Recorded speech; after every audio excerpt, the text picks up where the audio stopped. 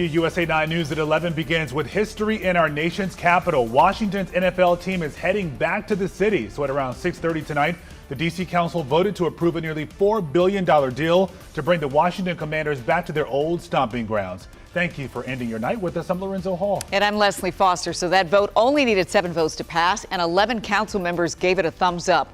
Only Robert White and Brianna Nadeau voted no. Yeah, so as you can imagine, this next chapter is sparking major excitement and nostalgia across our region. Commanders owner Josh Harris released a statement tonight saying, in part, "We are deeply grateful for the warm return to the district and the center of the DMV." Part owner Magic Johnson is also reacting on social media, writing, "Not only am I excited that this will be the new home for the Washington Commanders, but I am even more thrilled about the economic growth and revenue generation this project will create for the D.C. area." The folks talking about money, and we have been reporting demolition of the old RFK Stadium is already underway and expected to wrap up by 2026. And once that is done, city leaders say construction on this brand new stadium will begin with plans to open by the start of the 2030 football season. We've got team coverage on this huge moment for DC sports. Let's start with Katie Lusso. She's live at the Wilson building where this deal was sealed tonight. Katie. Yeah, and what this means is the Commanders are headed back home. Now, this 11-2 vote in favor of moving this bill forward did not come without a lot of discussion by the council and more than a dozen proposed amendments. There are 11 yeses and 2 nos.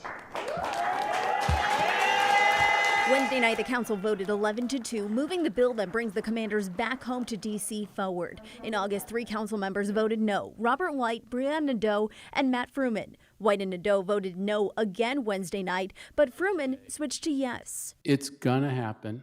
I think let's all get shoulder to shoulder and make this as great as it can be and try to use whatever tools we have to increase accountability. So while I didn't get what I hoped for, I'm going to vote in support of this bill.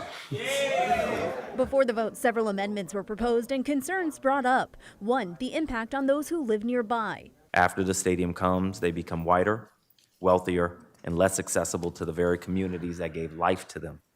That's not speculation. It's what happens again and again. And unless we act, it will happen here. There was a lot of conversation about the potential of displacing some of the people that live in these neighborhoods. Yeah.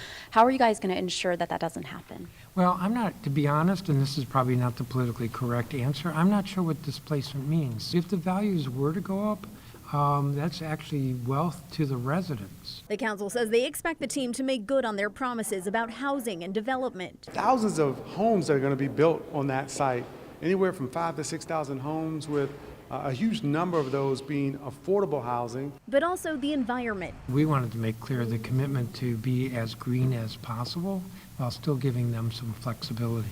Commanders managing partner Josh Harris sharing a statement after the vote, writing in part, quote, "Today is a historic day for D.C., the Commanders organization, and our fans. With the council's approval, we can now move forward on the transformative RFK project that will bring lasting economic growth for our city." The vote has been cast, and the Commanders are going to be coming home. How are you feeling? I'm feeling great. Now I can maybe get some sleep.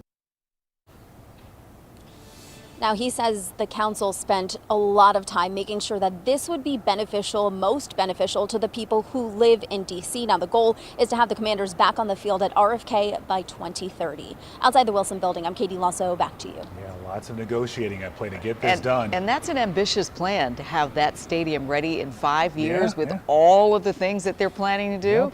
We'll be following the journey for sure. Katie.